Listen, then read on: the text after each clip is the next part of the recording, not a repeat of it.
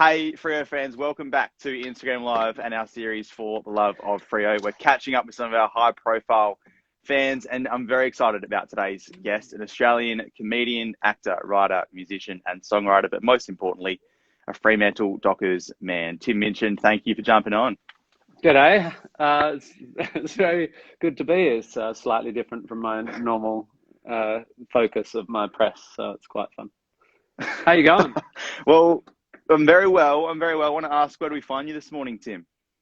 I'm in quarantine in Perth. Very, very lucky quarantine because old family friends who happen to be away have lent us their house to quarantine in. So I'm right by the river, and we've got a big back garden and stuff. So I'm quarantining with my sister and her baby, which is, that's lovely, I guess. And yeah, so I'm on day 7 of 14 days because I've got to do this gig in Kings Park in next week or the week after. I was going to ask you about that. The boys have been doing some running in Kings Park. We put up some photos of them doing so. Yeah, And I saw that. you replied to that tweet saying you'll be there soon. Are you looking forward to that? Yeah, I really am. Although those runs up that hill give me pretty triggering because of we used to do that in pre-season. I played a lot of hockey, and I know exactly what those suicides up the hill feel like. I don't know if I would have approached their times though, but still. They're pretty tough. Hey, I'd like to go right back to the beginning in these chats, Tim. I want to know, can you tell me how you first became a fan of the Freo Dockers? Well, I mean, it was pretty. I don't suppose I was hugely engaged in footy when the Dockers came about, but I'm from a footy family, so my granddad, Vic Fisher, played for West Perth and then played for Essendon, played in the 48 drawn grand final and the subsequent replay loss, and then played in the 49 grand final, which Bombers won. And so he was a lifetime Essendon fan, obviously. But we had been a sort of Eagles family as well because they were the only West Australian side at the time. We were sort of Eagles Bombers fans. And then I remember my uncle, so I'm a fisher, right? So a lot of people watching this will know Jim, my uncle, who's a muso, and John and Joe, who own Clancy's. And so because we're kind of Freo people, because of Clancy's, when the Dockers kind of got invented, my uncles and my mum and we just went, right, this is it. We just sort of immediately went, this is our team. We're going to stick with them. Enough of this. Are we Bombers? Are we Eagles? We're just going to be Dockers fans. And that's what it's been like for the whole time. I was going to ask about your granddad. So there obviously was a period there where you were sort of an Essendon supporter, and do you have any sort of stories about his career or anything you've heard about your granddad and those grand finals as well that he played? Yeah, I mean, I've just recently seen some photos. Obviously, there's not the records aren't there. You don't have a lot of footage, or there's little bits of footage of their win. But yeah, my granddad was mostly played on the wing. He's 5'8". Like he's not sort of in the modern game. You wouldn't. The little guy who's like stocky but 5'8". I don't know if those guys are around, but he's pretty short leg but really quick, more like a sort of rugby winger or an old fashioned. I don't know, but he was. I think he played on and off the bench. He wasn't a superstar, but certainly if you go to Essendon, you'll see his photo and his name. And he also played cricket for West Australia and flew Lancaster Bombers, and it's just a skilled man. Times were different, but yeah, he was a good man, my granddad, and definitely not a war stories man. Like I never heard him talk about, back when I was young, I used to play grand final. He was just incredibly modest. He wasn't one to talk about it. So I don't really have many stories, except since he's died, what we've sort of dug up. Yeah, some nice history there. It would be nice to catch some vision if there is some lying around. Yeah. But I also like to know, I'm interested in this, your favourite player to ever pull on the purple jumper and why. We've had so many of them. Who takes your fancy? Who takes my fancy? Look, I like the early days. I'm quite good friends with Ben Allen's brother Jake, who's an actor, and so I was kept real eye on him. And then, Waterhouse and Sean McManus and those kind of rogue guys from early on. Just completely unpredictable, slightly chaotic talent. I've got to know Pav a little bit just from Grant Street Beach and a little bit of press stuff, and I just think he is the greatest so far, and a fantastic man. And I also have got to know James Clement a bit, who I just think for Dockers, for young Dockers supporters who might not sort of get that, James was doing what he did at Collingwood at the Dockers first, and was an incredible defender. Mm-hmm. But I'm my dog's called Sonny Walters Minchin. I'm a son. I'm a massive, like, slightly creepy Sonny fan. So I'm glad you brought up your dog. It's Sonny for me. Sonny is the dog. Is it true there was another name that you tried to float by your kids to name that dog beforehand? I mooted Matthew Pavlich Minchin as the name for a dog, but they said you can't. My kids said we can't be like in the park going Matthew, and I'm like, oh no, we wouldn't. We wouldn't be. We'd be going Matthew Pavlich, like you can't. Yes. You couldn't call a dog Matthew. It'd have to be Matthew Pavlich, like one word. And the kids really protested about this, and I said, okay, what about Sonny Walters Minchin? And they went, we can call him Sonny, and that's the compromise. But I like the compromise. Yeah. But I was pretty happy with that, because though I love the Pav, Sonny is something about the way that guy plays, and he's just that sort of mixture between being incredibly fluid and creative and like just like the Wiz, like just magic. But his form, like his kick, he's like, and he has that utterly, like, what looks to me like a coach's dream form, and in the final quarter when the shits hit the fan, this completely incredible cool as well. He's one of my favourites as well.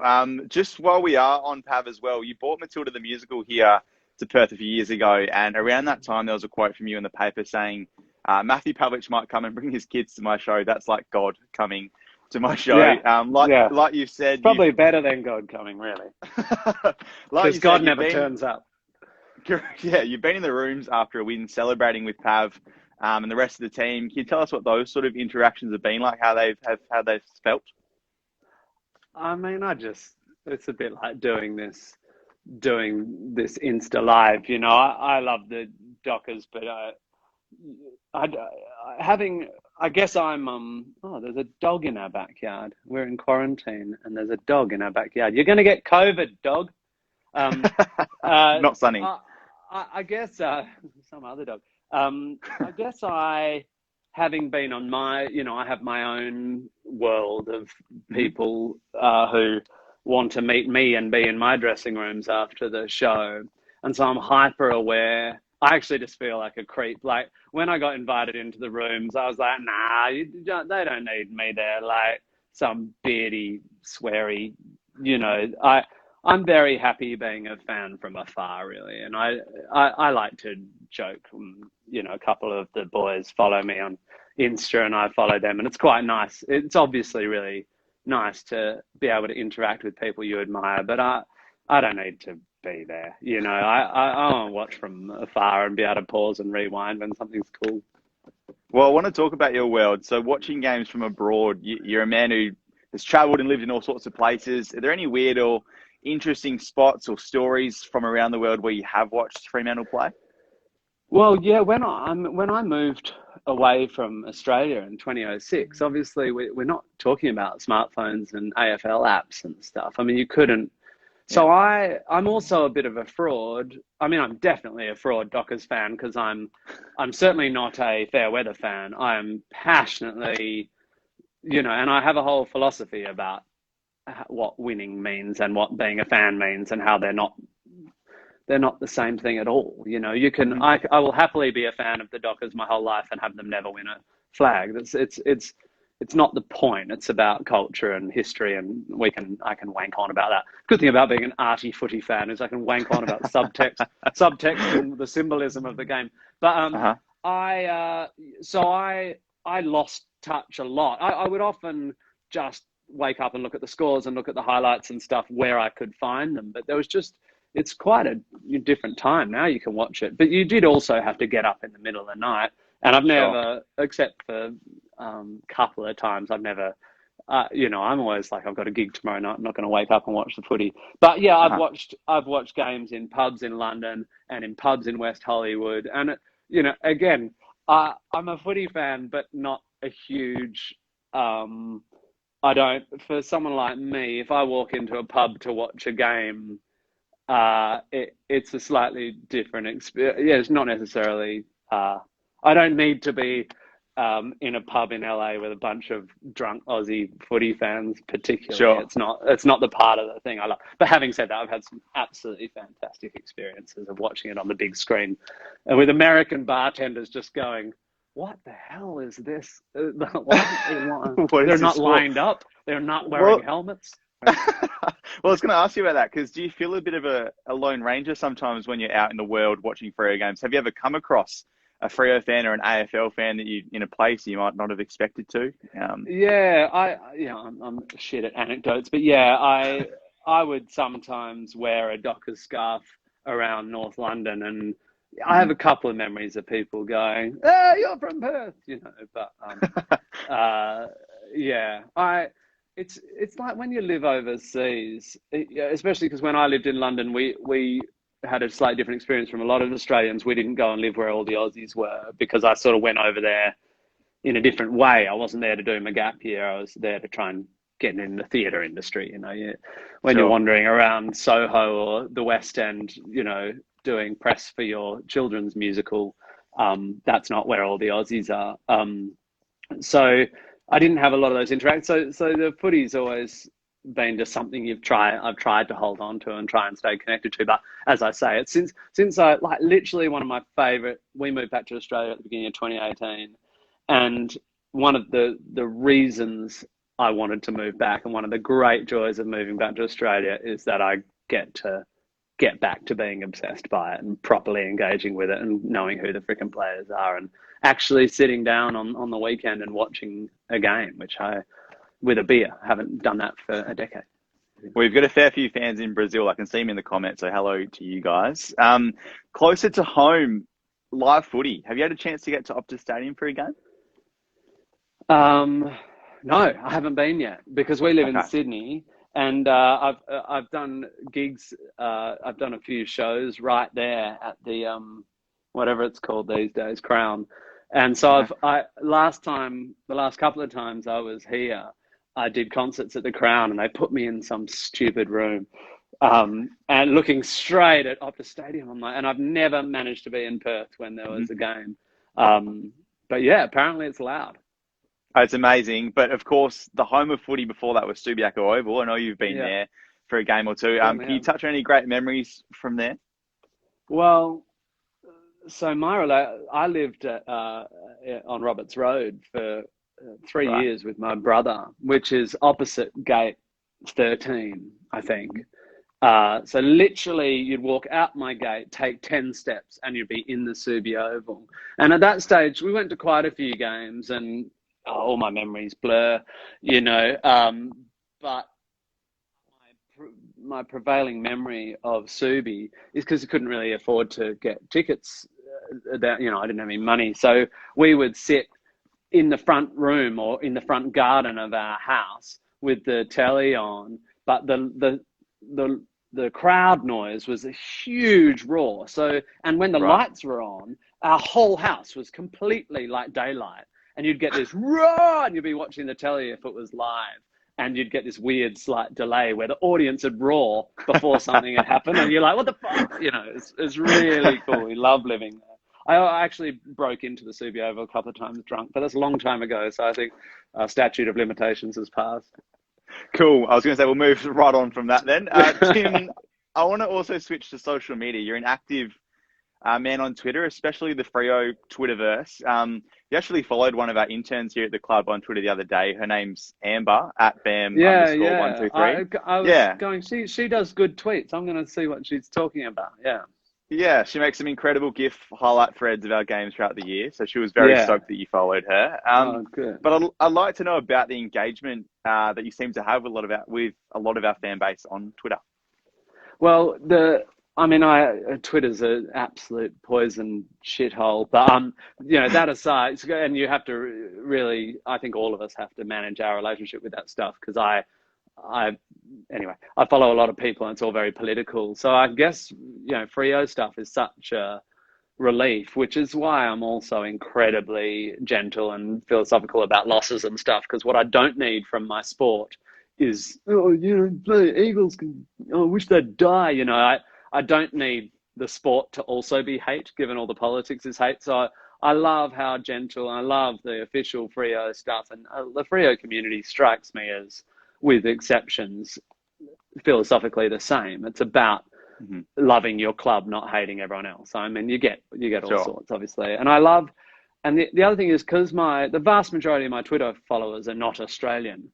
They're mostly English and American. They're all around Brazilians, as you say. But and even within Australia, most people don't want to hear me talking about the Freo Dockers. So I can't spend my time tweeting about the Freo Dockers because that, Twitter for me is a business, and I need my fans not to be like bored, unfollow. I need them to be following me when I put tickets on sale. So I just tend to I get to comment on other people's tweets, Sure. which is really lovely because people either notice I'm there or they don't, and I get to come across people like Amber, and they can give me a little different angle, and a couple of super Freo Dockers fans who are really good at social media I follow because they're funny and keep me in touch if I can't watch a game or whatever. It's really nice, I reckon. I'm going to read a tweet that you did post in September last year. You said this. Oh, Don't worry. Don't bring up old tweets. My God. People like me can be cancelled. You're not in a bad light here. You said, I just want to take a moment to thank the Freo Dockers for being a wee glimmering light in a pretty dark year. Love you all. You'll play finals next year. Do you mind touching on the impact that this footy club had on you in what was such a strange 2020? Well, yeah, I guess I said it in that tweet. I guess at the beginning of last year, we all got the sense that there wasn't going to be footy, and that was pretty awful. And then when they started coming back and having those games before they figured out the magic trick of just putting crowd sound in, it was really depressing. And there's a whole discussion to have about that technology and about how sound affects our emotions, even when the placebo audience works on us, even though we know it's a placebo audience. I mean, I find that absolutely fascinating. The fact that we know it's a sound effect has absolutely no effect on our ability to have our emotional engagement increased by the sound of a crowd. I mean, that's awesome for science nerds out there. That is the placebo effect in action. So I love that. And once it got back on its feet, and there's been a lot of talk about like, oh, we're all locked down and we're not allowed to go see our families, but footy players are allowed to travel and stuff. And I understand all that. And I've had some family troubles this year and I haven't been able to travel and it's been awful. And this is my second quarantine. I get it, but I think it's so important, especially my kind of people, arty lefties. They really hate that sport gets prioritized over the arts. And I hate that too. I would like it to be, we have to find ways to keep the arts alive as well. But I don't think you can underestimate how culturally important sport is to people, whether you like it or not, whether you're a sporty person or not. And for me, as a multiple generation lover of football, and I'm a hockey player, lover of all sports, I am so glad there was footy. And a lot of those players were in hubs for months and didn't get to see their family and stuff so that they could keep that industry going. But especially because the season was squashed, you get to watch 3 matches a week. I think it's really great that it kept going. And to have a team like the Dockers, when you're a Dockers fan and you've ridden out the ebbs and flows of, too many young players, too many old players, just getting so close in 2013 and then thinking maybe this is our golden era and then back into a slump and whatever a slump means. And then to have a year with a sarong or like an even like just a really exciting year with a kick-ass midfield, and just to feel it accelerating again. I think it was a really cool year to be a Dockers fan, really, even though we didn't, we just ended up in the middle somewhere, but it was, I'm really excited by it. And it's nice for me because I'm finally getting to spend some time watching footy, because I often just don't have the time. It is a young and exciting team, and Justin Longmire is the man in charge of it. He enters his second year in the top job. From a fan perspective, what are your impressions of his first year and the way he's coaching this side? Well, I absolutely love it. I quite liked Old Mate as well, but the sort of dry, sarcastic, seen it all before thing is fun, and then gets kind of dry and sarcastic and seen it all before, and you're thinking, mate, I don't know, is that good? I was on once Longmire came in, he's so sincere, and he's a West Australian, and he's a country boy, and he's nervous in front of the cameras, which I love, because there's something about that cynical, like, yeah, shut up. I love that he's really careful about what he says. I love that he looks like he loves the boys, and I love that it's not that long ago, when did Longmire retire? No, I can't remember. About 06, 07, I think it was. Oh, it's just yeah, right. So, well, he kicked his after the siren goal was 2005, right?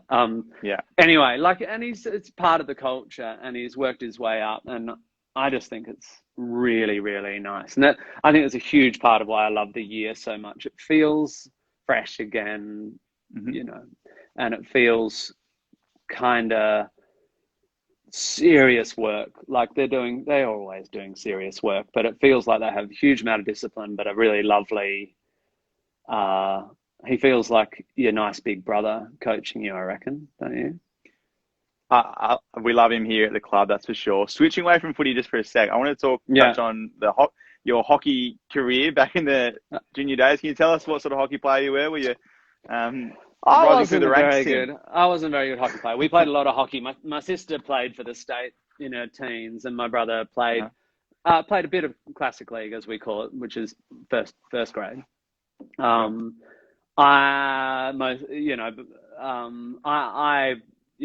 peaked at second grade, and mostly wasn't. It's hard to be a sports person and a muso, because the way you play club sport is you have your job, and you know that your job finishes at 5, so you can get to training at 5:30, and on a Saturday or a Sunday you're going to be free. And I would, by the time I was in my 20s, I would do all the pre-season, which is actually, I'm sure people will be surprised, but I was always, like, I still hold the beep test record at I'm pretty sure I still do, at my old club. And, I'm a runner, so I'd always be good. I was good around pre-season because I pushed people and pushed myself, and my brother and I were both runners. And then I'd be all fit and ready to go. And then first bloody week of the season, I'd, have to go to frickin' Kununurra and play a cabaret show or something, or my cover band would get it, So it was, but I'm a flary. I play hockey like I play piano. It's all, there's a piano down there. That's not me pressing play on a cue. It's all flair and bullshit. I had really good stick skills, but bad vision, basically. That's who I was as a hockey player. And I was a strike forward who didn't hit goals. I was pretty good at setting up goals, but I was a mess. I tried. I loved it. I played till I was like 27, and I couldn't imagine what my life was going to be without it. Like, I was just like, who am I without hockey? And who I am is less injured and probably a nicer person. I also got frustrated on the ground because I wasn't as good as I knew I should be. So I found myself being not the sort of person on the ground I wanted to be. Sure. Well, thanks for sharing about your hockey career. That was interesting to me. Also, what have you been up to lately? What's the next project on Tim Minchin's radar as we roll into 2021? So I've got my TV show Upright, which everyone has watched, obviously, because it's the best thing on Australian television. I'm actually having a look at writing a second season. How the team around that are chipping away at that. Might or might not happen. I've got my concerts with the West Australian Symphony Orchestra in Kings Park in a couple of weeks. Um, I've got another TV show I'm trying to write. I'm back on tour in June, assuming that we can have full theatres in June. I mean, everyone's so optimistic about it. I'm not quite sure why we'll be having 2,000 people in a theatre by June. Anyway, I've got dates, and it's just this constant uncertainty that I know so many people have. But there's two elements in my life. One is I live away from my hometown, and the other is I'm an artist that requires audiences. That mean that I'm just in a constant state of having to chill and go, what will happen, because it just keeps changing. So in the meantime, I write. A lot of love for Upright in the comments. So well done so. on Dockers that. fans have fantastic taste. You're also a very musically gifted person, as we all know. So when you're just jamming away on your own, have you ever had a crack at a Tim Minchin version of Freo Way to Go, our club song? Got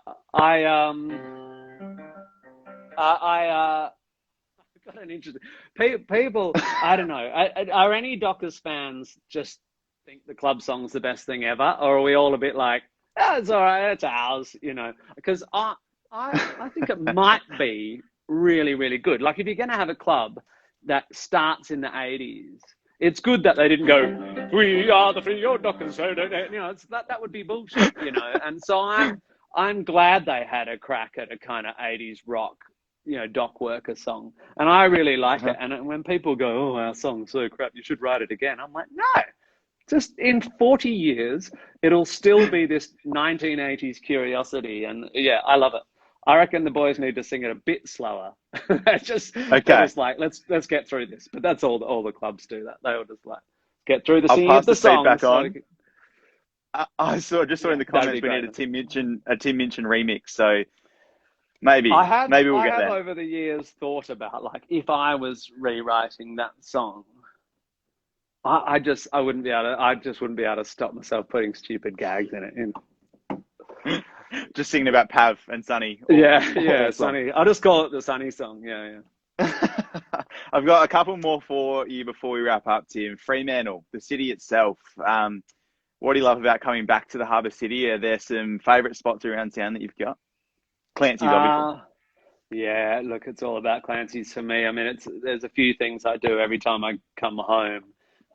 We've got a little flat kind of close to Northcott, and go down to the beach and Pav spot, and I always go down to Freo and go to Clancy's, because I used to pour beers there and watch the Zyder Cats for years. And I mean, I'm a for my sins a Western Suburbs boy, so Freo's always been the place you go to chill. And my kids, last time I was down there, we took my kids down to they have a ice skating rink and a Ferris wheel set up down by the dock, and I totally love it. But yeah, we often don't get past Cantonment Street. We just go set up in the garden at Clancy's, and that's my Freo experience. Yeah.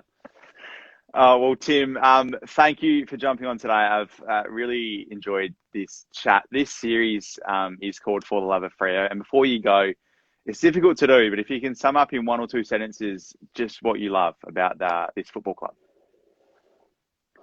I can't do that. I think for me, it's about having, in a life where I've traveled all over the world, and my life's changed a huge amount for good and in complicating ways, and to have, I think having a sports team's a lot about anchoring, about your understanding of who you are and always have been, and to have my family have multiple generations of people interested in the same thing. We have a Viber chat of all things with uncles and cousins and stuff, where we can talk about it. So for me, it's anchoring. It's about, I think the Docs have had amazing years, and I'll never forget those, that win against Geelong at the Cattery in 2013, or there are these moments of victory that you kind of hang on. But actually, for me, it's about the team being a dedicated group of people trying their best and failing and getting up, and their fans are the same. The Dockers fans I know, they're just incredibly loyal, and for me, it's about yeah. So in less Tim Minchin too many words terms, I think for me it's about home and about loyalty and just the absolute joy of a game which every year just gets faster and harder and more demanding, and like, I don't know where it's going to go. It's so intense. It's just got so intense, and watching the game develop is incredible. I'm seeing in the comments as if Tim Minchin could stick to 2 sentences, but I'm glad that you went in depth. I appreciate that. Yeah, I'm not very good at that. Tim, hopefully we run into each other at Optus Stadium sometime in the near future. But thank I'd you for love coming on this morning. Thank you. Absolute pleasure. See you guys. Thank you.